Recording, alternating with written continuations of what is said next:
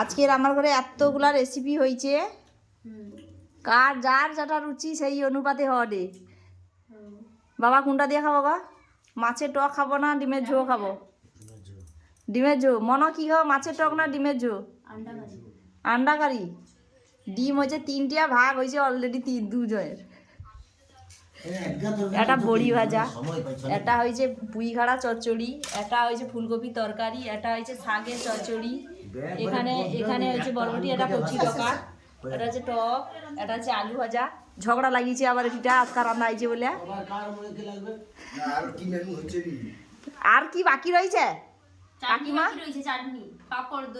তাহলে এত কিছু রান্না করে খাওয়ানো হবে, সেটার একবার মানে প্রশংসা করনি, শুধু খালি বকতে লাগিয়েছ।